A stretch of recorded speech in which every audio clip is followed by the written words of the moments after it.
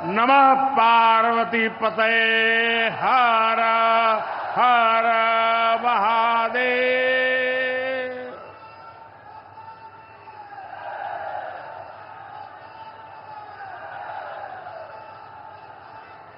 सावन के पावन महीने में आज हमके काशी के हमरे परिवार के लोगन से मिले का अवसर मिलल है। हम काशी के हर परिवारजन के प्रणाम करत है।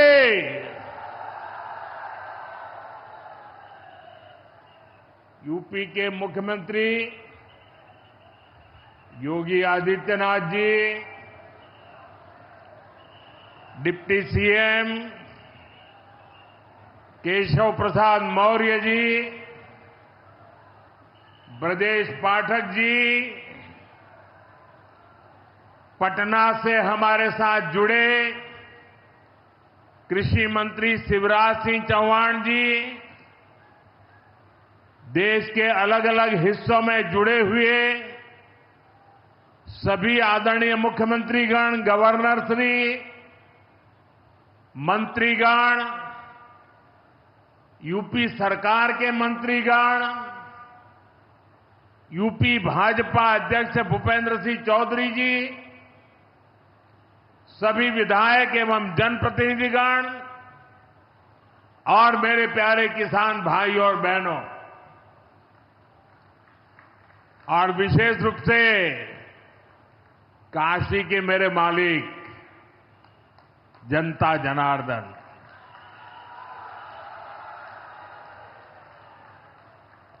आज हम काशी से देश भर के लाखों किसानों से जुड़े हुए हैं। सावन का महीना हो, काशी जैसा पवित्र स्थान हो और देश के किसानों के साथ जुड़ने का अवसर हो, इससे बड़ा सौभाग्य क्या हो सकता है।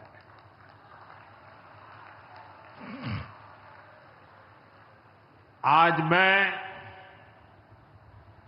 ऑपरेशन सिंदूर के बाद पहली बार काशी आया हूं।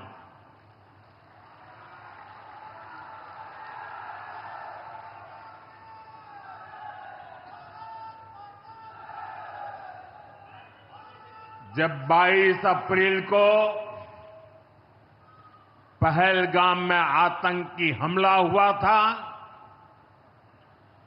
26 निर्दोष लोगों की इतनी बेरहमी से हत्या कर दी गई। उनके परिवार की पीड़ा, उन बच्चों का दुख, उन बेटियों की वेदना, मेरा हृदय बहुत तकलीफ से भर गया था। तब मैं बाबा विश्वनाथ से यही मना रहा था कि सभी पीड़ित परिवारों को ये दुख सहने की हिम्मत दे। काशी के मेरे मालिकों, मैंने अपनी बेटियों के सिंदूर का बदला लेने का जो वचन दिया था,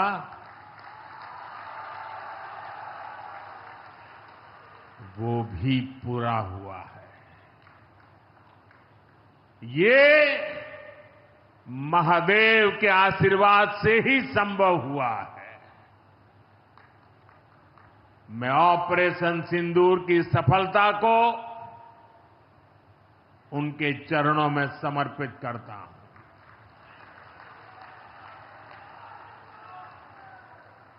साथियों,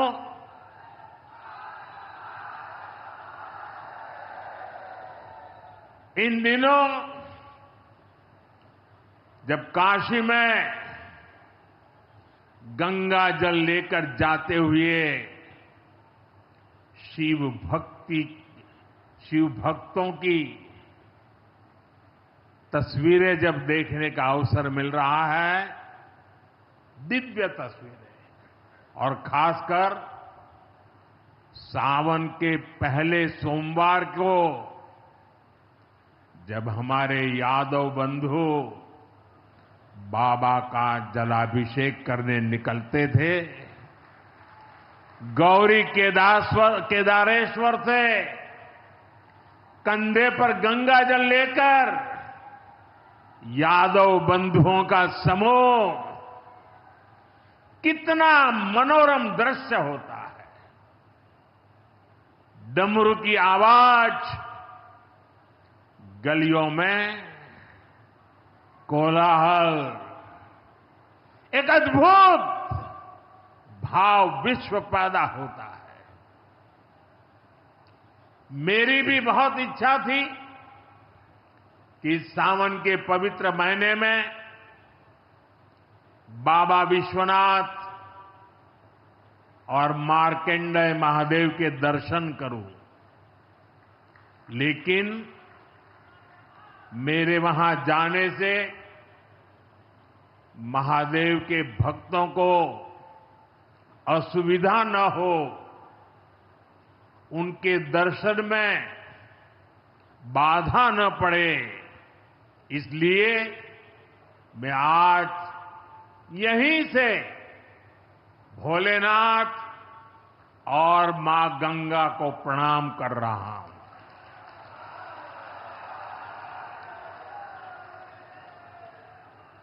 हम सेवापुरी के ई मंच से बाबा काशी विश्वनाथ के प्रणाम करत है। नमः पार्वती पते हर हर महादेव।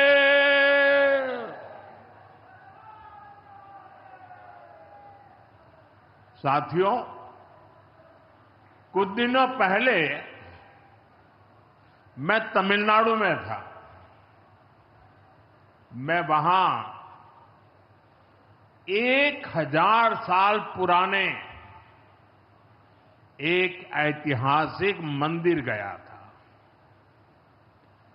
गंगईकोंडा चोलापुरम मंदिर। ये मंदिर देश की शैव परंपरा का एक प्राचीन केंद्र है। ये मंदिर हमारे देश के महान और प्रसिद्ध महान राजा राजेंद्र चोल ने बनवाया था। राजेंद्र चोल ने उत्तर भारत से गंगा जल मंगवाकर उत्तर को दक्षिण से जोड़ा था। 1000 साल पहले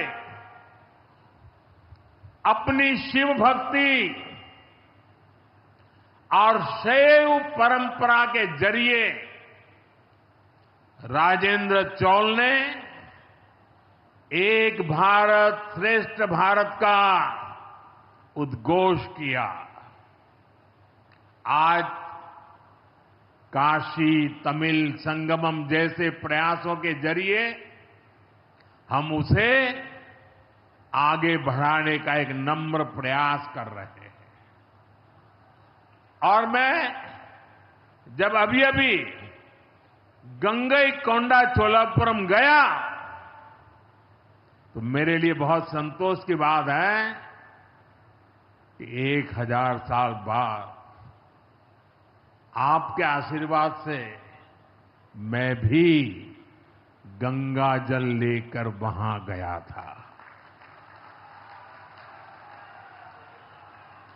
मां गंगा के आशीर्वाद से बहुत ही पवित्र माहौल में वहां पूजा संपन्न हुई। गंगा जल से वहां जलाभिषेक करने का सौभाग्य प्राप्त हुआ। साथियों, जीवन में ऐसे अवसर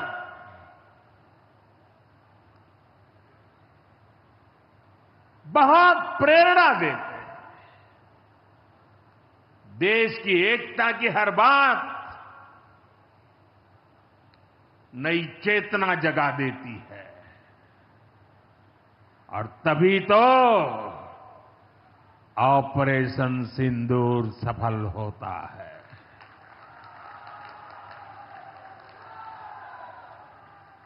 एक 140 करोड़ देशवासियों की एकता ऑपरेशन सिंदूर की ताकत बन जाती है। साथियों, ऑपरेशन सिंदूर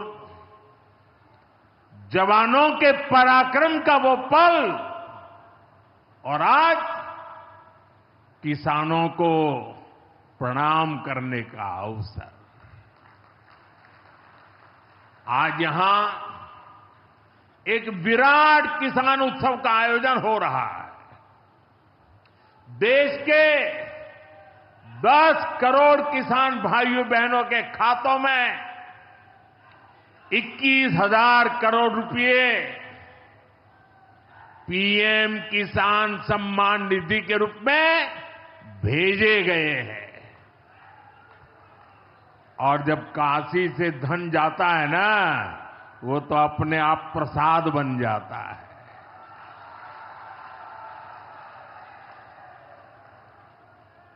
21,000 करोड़ रुपया किसानों के खाते में जमा।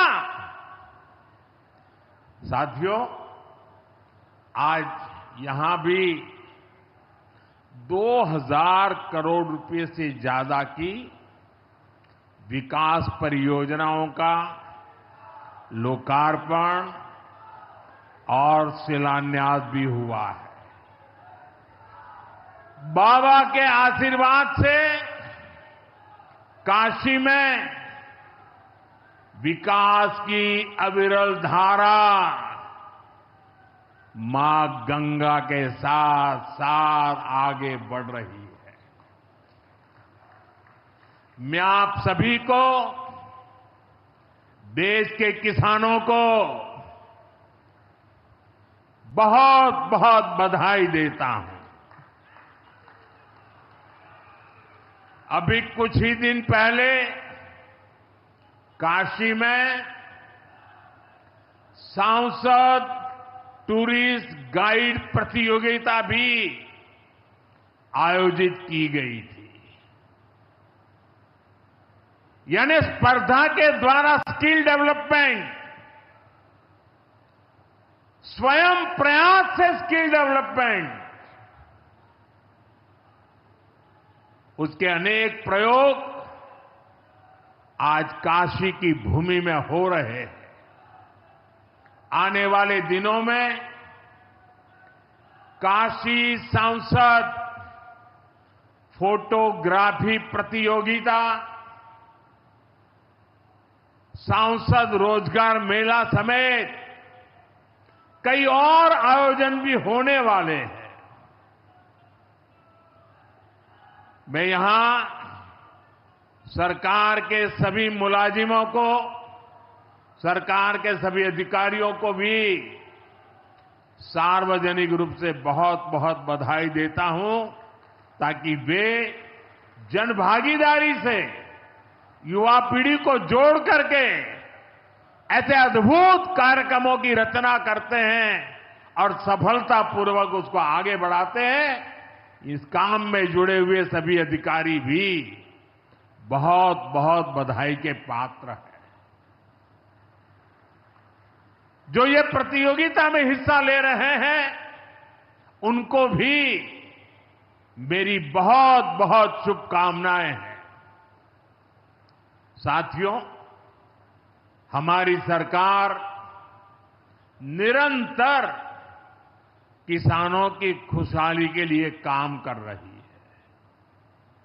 पहले की सरकारों में किसानों के नाम पर हुई एक घोषणा भी पूरी होना मुश्किल होता था, लेकिन भाजपा सरकार जो कहती है वो करके दिखाती है। आज पीएम किसान सम्मान निधि सरकार के पक्के इरादों का उदाहरण बन चुकी है। भाइयों बहनों, आपको याद होगा 2019 में जब पीएम किसान सम्मान निधि शुरू हुई थी, तब सपा, कांग्रेस जैसे विकास विरोधी लोग, विकास विरोधी दल कैसी कैसी अफवाहें फैला रहे थे, लोगों को गुमराह कर रहे थे, किसानों को उलझन में डालते थे। कोई कहता था मोदी भले योजना लाया, लेकिन 2019 का चुनाव जाएगा, ये सब बंद हो जाएगा। इतना ही नहीं, मोदी ने जो पैसा अभी जमा किया है ना, वो भी वापस निकाल देगा। कैसा झूठ बोलते हैं। और यही देश का दुर्भाग्य है कि निराशा की गर्त में डूबा हुआ विरोधी मानसिकता वाले लोग ऐसी ही झूठी सच्चाई को लेकर के जी रहे हैं। ये सिर्फ किसानों से, देश के लोगों से झूठ बोल सकते हैं। आप मुझे बताइए, क्या इतने वर्षों में कभी एक भी किस्त बंद हुई क्या? पीएम किसान सम्मान निधि बिना ब्रेक के जारी है। आज तक 4.25 लाख करोड़ रुपए, आंकड़ा याद रखना, 4.25 लाख करोड़ रुपए किसानों के खाते में भेजे जा चुके हैं। जरा आप मेरे साथ बोलेंगे कितने? 4.25 लाख करोड़। कितने? कितने? कितने? और ये 4.25 लाख करोड़ इतने रुपये किसके खाते में जमा किए? किसके खाते में जमा किए? मेरे किसान भाई बहनों के खाते में जमा किए। यहां यूपी के भी करीब 2.5 करोड़ किसानों को इसका लाभ मिला है। यूपी में किसानों को इस योजना के 90,000 करोड़ रुपए से ज्यादा भेजे गए हैं। इतना ही नहीं, मेरी काशी के किसानों को भी करीब करीब 900 करोड़ रुपए मिले हैं।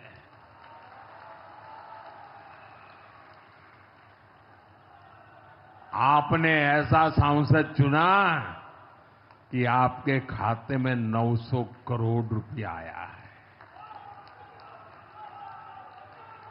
और इससे बड़ी बात, बिना किसी कट कमीशन के, कोई बिचौलिया नहीं, कोई कट नहीं, कोई कमीशन नहीं, कोई पैसे की हेरा फेरी नहीं, सीधे ये पैसे किसानों के खाते में पहुंचे हैं।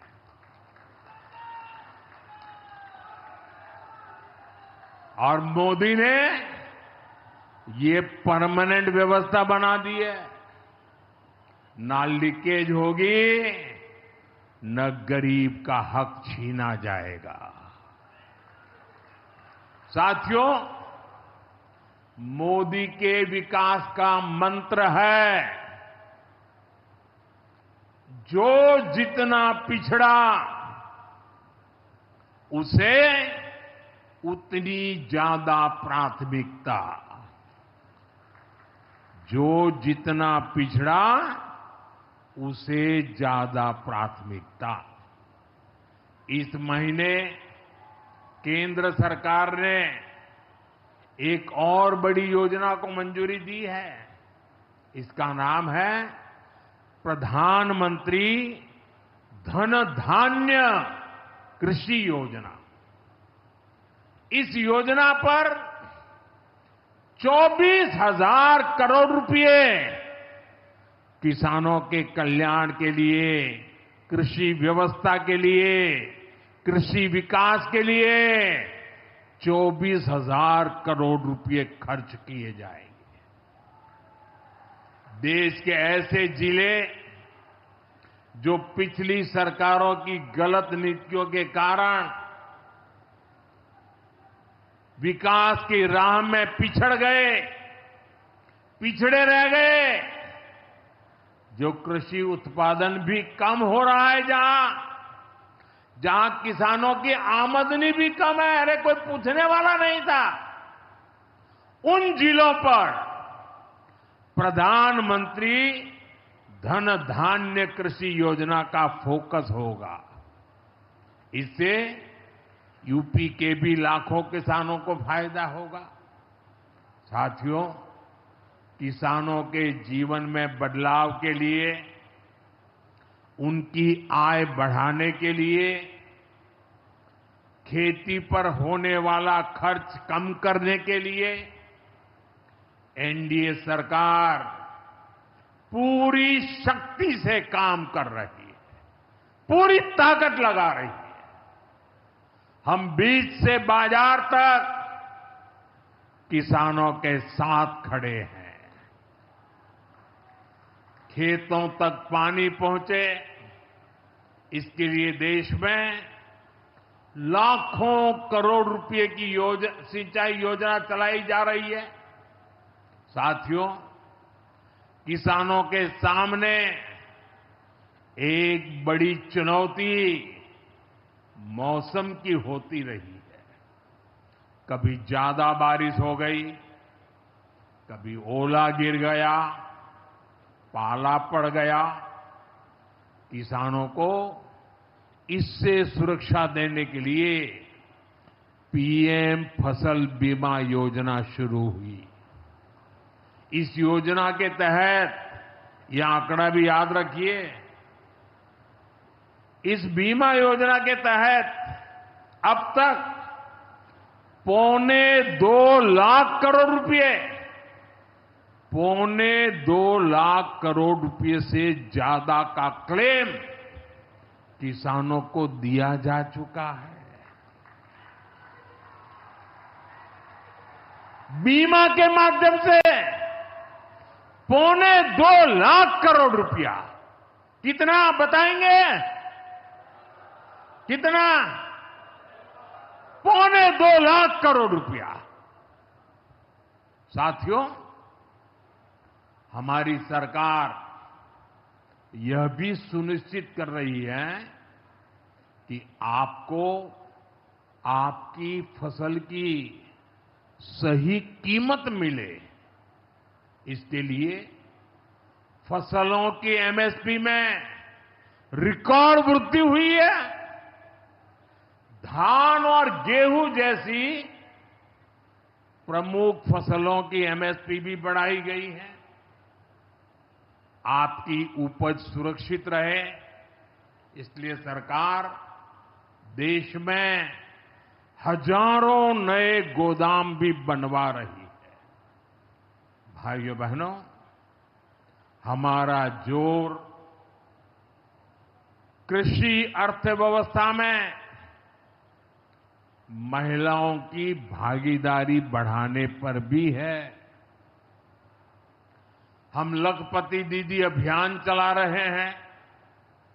हमारा लक्ष्य देश में 3 करोड़ लखपति दीदी बनाने का है।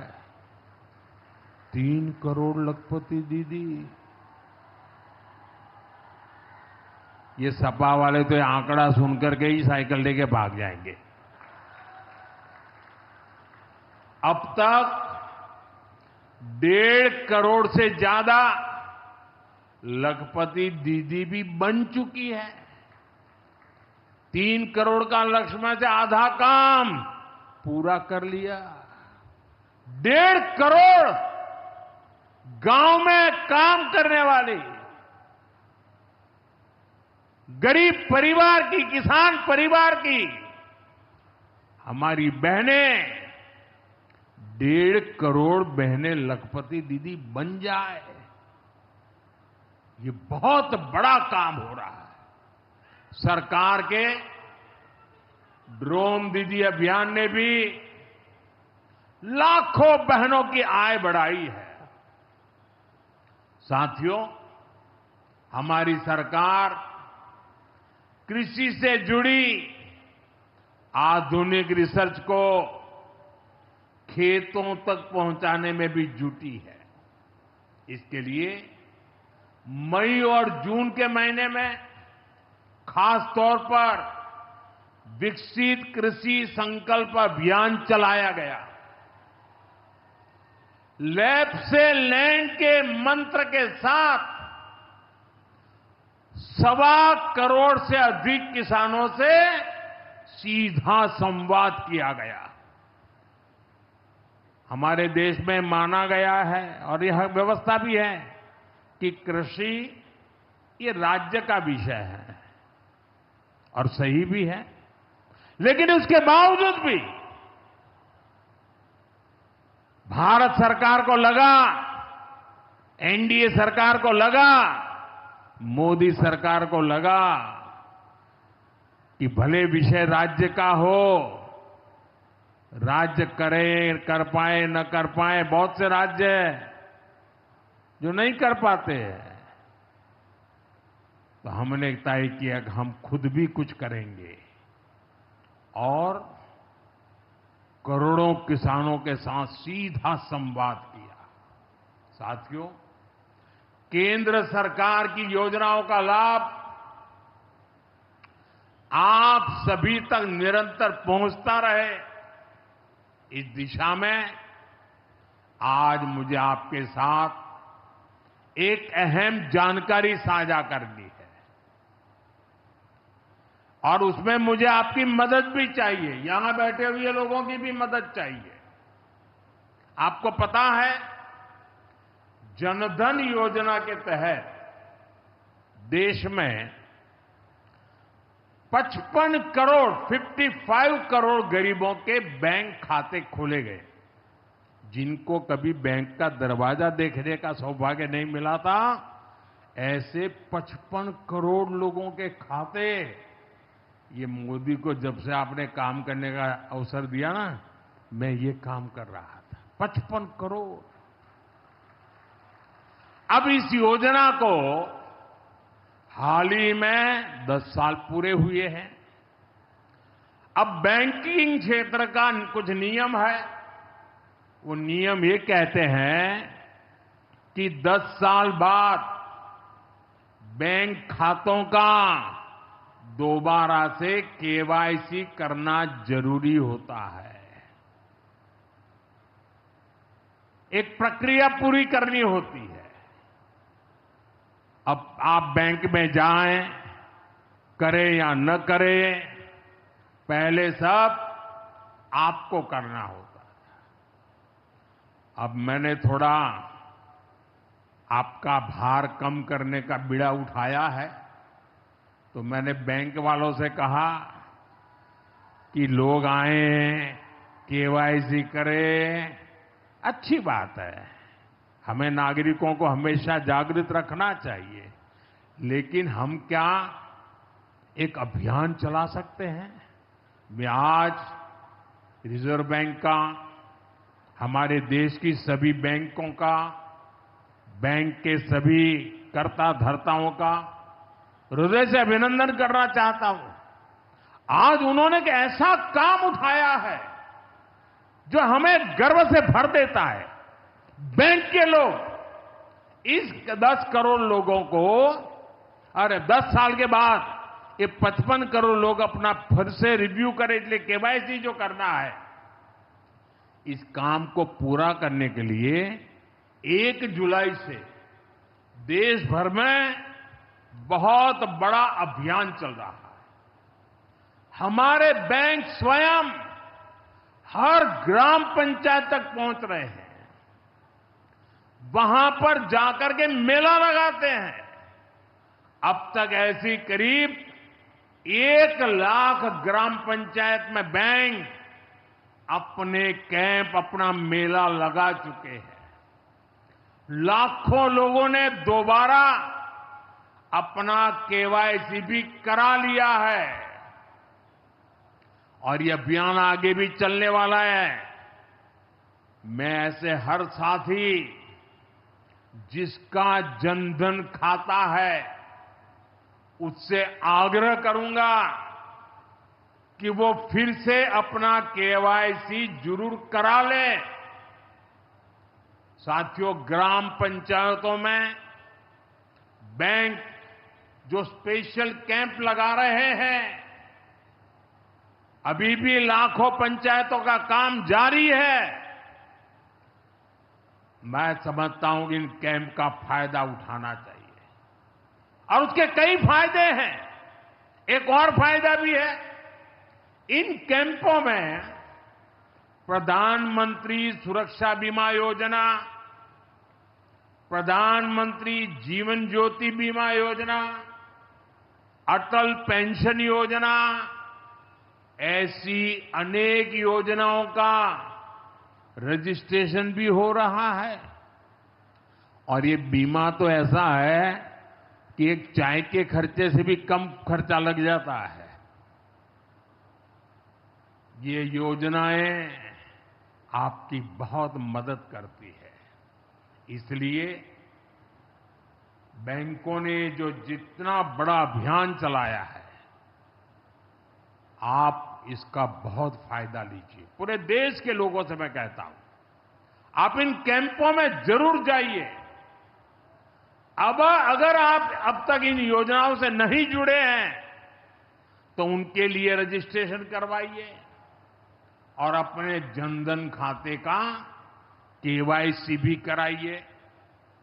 मैं भाजपा के और एनडीए के सभी प्रतिनिधियों से कहूंगा कि वो ज्यादा से ज्यादा लोगों को इस अभियान के प्रति जागरूक करें। बैंकों से बात करें कब कैंप कहां लगने वाला है, वो क्या मदद हम कर सकते हैं। हम सामने से होकर बैंकों के इतने बड़े काम में हाथ बटाएं, उनको मदद करें और ज्यादा से ज्यादा लोगों को, जहां भी कैंप लगता है उस इलाके के लोगों को इस अभियान से जोड़े। साथियों, आज महादेव की नगरी में विकास और जन कल्याण के इतने काम हुए। शिव का अर्थ ही होता है, शिव का मतलब ही है कल्याण। लेकिन शिव का एक रूप और भी है। शिव का एक रूप तो कल्याण है, शिव का दूसरा रूप है रुद्र रूप। सामने जब आतंक और अन्याय होता है तब हमारे महादेव रुद्र रूप धारण करते हैं। ऑपरेशन सिंदूर के दौरान दुनिया ने भारत का यही रूप देखा है। भारत पर जो वार करेगा वो पाताल में भी नहीं बचेगा।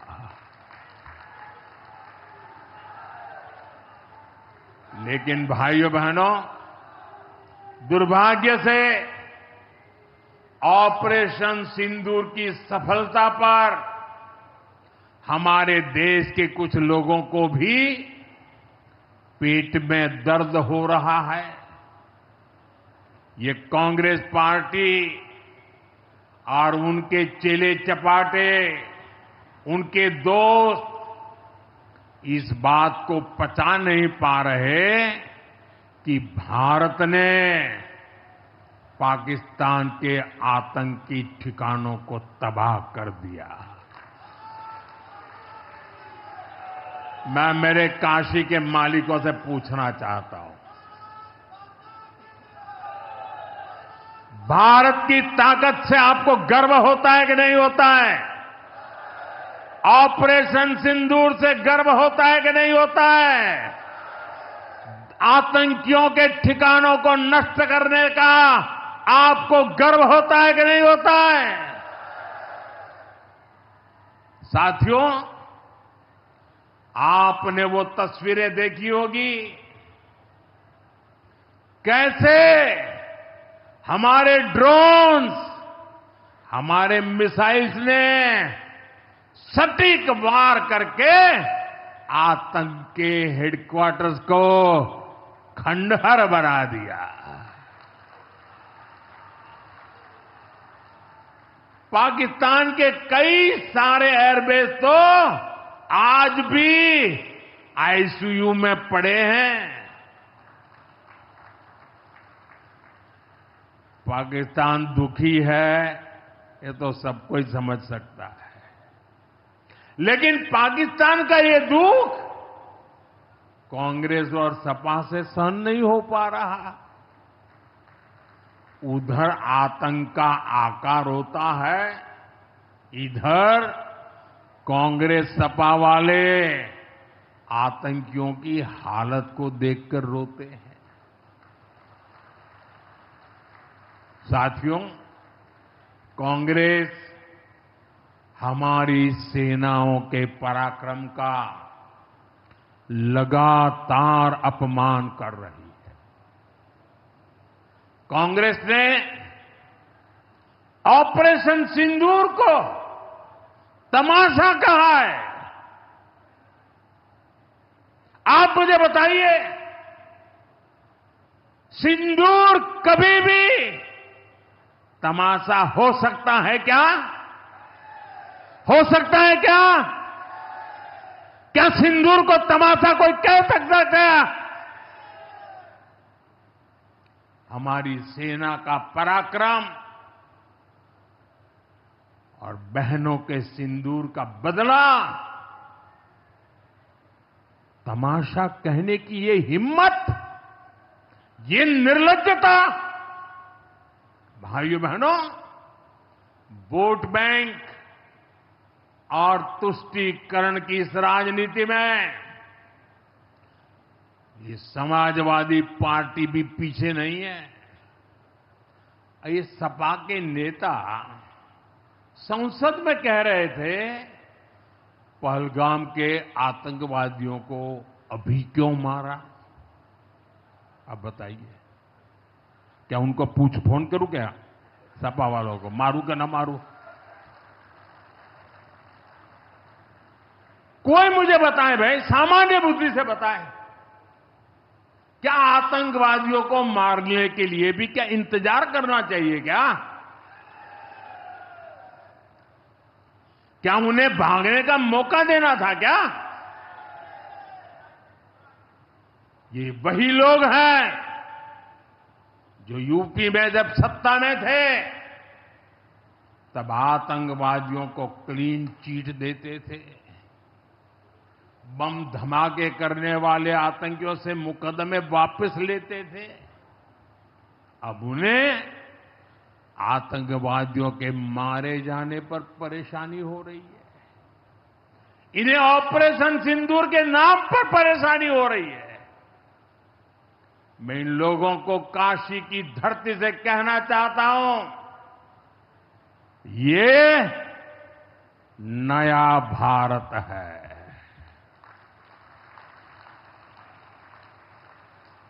ये नया भारत भोलेनाथ को भी पूछता है और देश के दुश्मनों के सामने काल भैरव भी बन जाता है।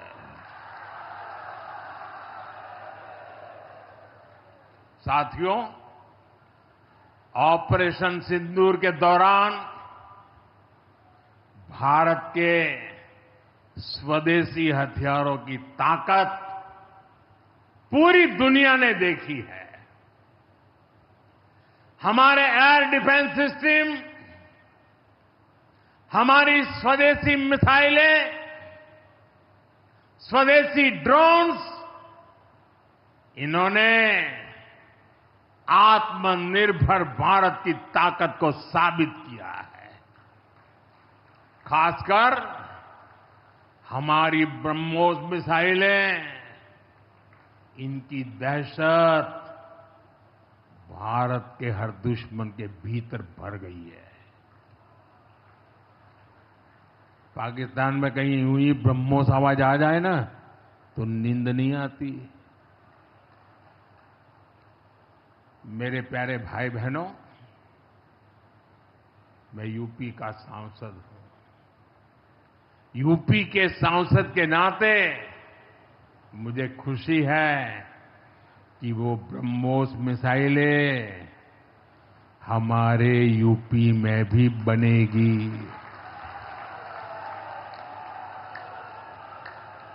लखनऊ में ब्रह्मोस मिसाइल की मैन्युफैक्चरिंग शुरू हो रही है। यूपी डिफेंस कॉरिडोर में भी कई बड़ी डिफेंस कंपनियां अपने प्लांट लगा रही है। आने वाले समय में यूपी में बने हथियार, हिंदुस्तान के हर भाग में बने हथियार भारतीय सेनाओं की ताकत बनेंगे। मुझे साथियों बताइए, जब ये आत्मनिर्भर सैन्य शक्ति की बात सुनते हैं, आपको गर्व होता है कि नहीं होता है? जरा पूरी ताकत से हाथ ऊपर करके बताइए, आपको गर्व होता है कि नहीं होता है? गर्व होता है कि नहीं होता है? बोले हर हर महादेव। अगर पाकिस्तान ने फिर कोई पाप किया तो यूपी में बनी मिसाइलें आतंकियों को तबाह कर देगी। साथियों, आज यूपी इतनी तेज गति से औद्योगिक विकास कर रहा है। देश और दुनिया की बड़ी बड़ी कंपनियां यहां निवेश कर रही हैं। इसके पीछे भाजपा सरकार की विकासपरक नीतियों की बड़ी भूमिका है। सपा के समय में यूपी में अपराधी बेखौफ थे और निवेशक यहां आने से भी डरते थे, लेकिन भाजपा की सरकार में अपराधी में खौफ है और निवेशक यूपी के भविष्य में भरोसा देख रहे हैं। मैं विकास की इस रफ्तार के लिए यूपी सरकार को बधाई देता हूं। साथियों, मुझे संतोष है कि काशी में विकास का महायज्ञ लगातार जारी है। आज शुरू हुए रेल ओवरब्रिज, जल जीवन मिशन से जुड़े प्रोजेक्ट, काशी के स्कूलों का नवनिर्माण कार्य, होम्योपैथिक कॉलेज का निर्माण, मुंशी प्रेमचंद की विरासत को सहेजना, ये सारे काम भव्य काशी, दिव्य काशी, समृद्ध काशी और मेरी काशी के निर्माण को गति देंगे। यहां सेवापुरी में आना भी सौभाग्य से ही होता है। ये मां कालका देवी की ड्योढ़ी है। मैं यहां से मां कालका के चरणों में वंदन करता हूं। मुझे खुशी है कि मां कालका धाम का हमारी सरकार ने सुंदरीकरण कर उसे और भव्य बना दिया है।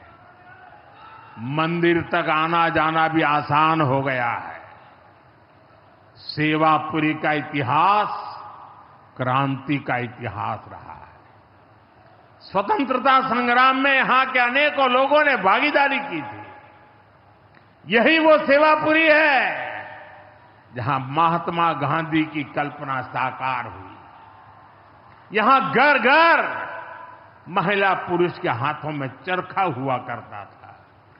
और सहयोग देखिए, अब चांदपुर से भदोई रोड जैसे प्रोजेक्ट से काशी के बुनकरों के साथ भदोही के बुनकर भी जुड़ रहे हैं। इसका लाभ बनारसी सिल्क के बुनकरों को भी होगा और भदोही के कारीगरों को भी होगा। साथियों, काशी बौद्धिक जनों की नगरी है। आज जब हम आर्थिक प्रगति की बात कर रहे हैं तो मैं आपका ध्यान वैश्विक हालातों पर भी ले जाना चाहता हूं। आज दुनिया की अर्थव्यवस्था कई आशंकाओं से गुजर रही है। अस्थिरता का माहौल है। ऐसे में दुनिया के देश अपने अपने हितों पर फोकस कर रहे हैं। अपने अपने देश के हितों पर ध्यान केंद्रित कर रहे हैं। भारत भी दुनिया की तीसरी सबसे बड़ी अर्थव्यवस्था बनने जा रहा है। इसलिए भारत को भी अपने आर्थिक हितों को लेकर सजग रहना ही है। हमारे किसान, हमारे लघु उद्योग, हमारे नौजवानों के रोजगार, इनका हित हमारे लिए सर्वोपरि है। सरकार इस दिशा में हर प्रयास कर रही है, लेकिन देश के नागरिक के रूप में भी हमारे कुछ दायित्व है। और ये बात सिर्फ मोदी नहीं, हिंदुस्तान के हर व्यक्ति ने दिन में हर पल बोलते रहना चाहिए, दूसरे को कहते रहना चाहिए। जो देश का भला चाहते हैं, जो देश को तीसरे नंबर की इकोनॉमी बनाना चाहते हैं, ऐसा कोई भी राजनीतिक दल हो, कोई भी राजनेता हो, उसने अपने संकोच को छोड़ करके देश हित में हर पल, हर बार, हर जगह देशवासियों के अंदर एक भाव जगाना होगा, और वो है हम स्वदेशी का संकल्प लें। अब हम कौन सी चीजों को खरीदेंगे, कौन से तराजू से तोलेंगे? मेरे भाइयों बहनों, मेरे देशवासियों, अब हम कुछ भी खरीदें तो एक ही तराजू होना चाहिए।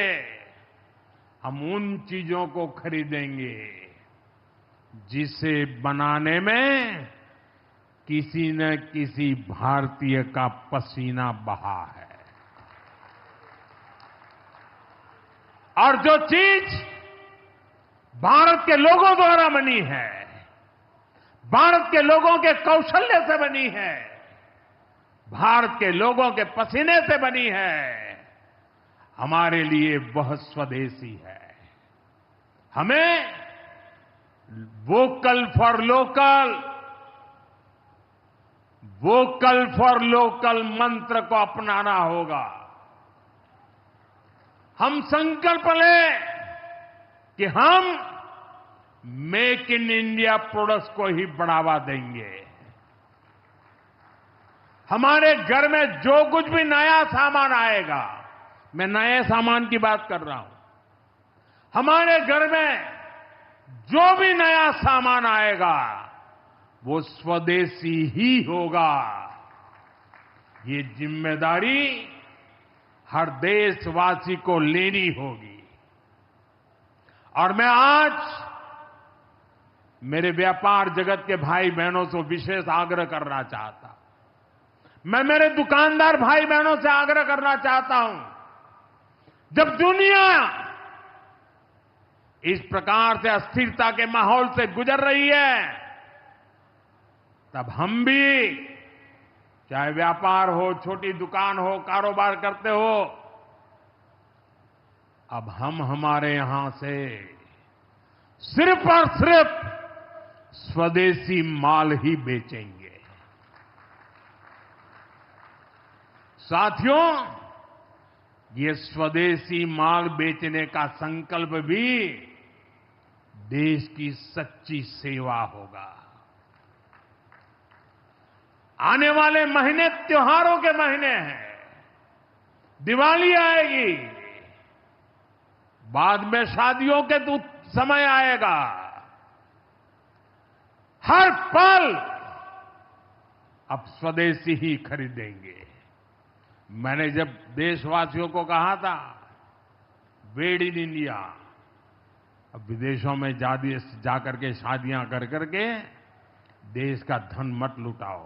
और मुझे खुशी है, कई नौजवान मुझे चिट्ठी लिखते थे कि हमारा परिवार तो विदेश में शादी करना तय किया था, लेकिन आपकी बात सुनकर के अब हमने वहां का सारा कैंसिल कर दिया, थोड़ा खर्चा भी हो गया, लेकिन अब हम भारत में ही शादी करेंगे। हमारे यहां भी बहुत अच्छे स्थान है जहां शादी ब्याह हो सकता है। हर बात में स्वदेशी का भाव आने वाले दिनों में हमारा भविष्य तय करने वाला है दोस्तों। और ये महात्मा गांधी को भी बड़ी श्रद्धांजलि होगी। साथियों, सबके प्रयास से ही विकसित भारत का सपना पूरा होगा। एक बार फिर आपको आज के विकास कार्यों की बहुत बहुत बधाई देता हूं। और भविष्य में वोकल फॉर लोकल, खरीदेंगे तो स्वदेशी खरीदेंगे, घर सजाएंगे तो स्वदेशी से सजाएंगे, जिंदगी बढ़ाएंगे तो स्वदेशी से बढ़ाएंगे। इस मंत्र को लेकर के चल पड़े। बहुत बहुत धन्यवाद। मेरे साथ बोले हर हर महा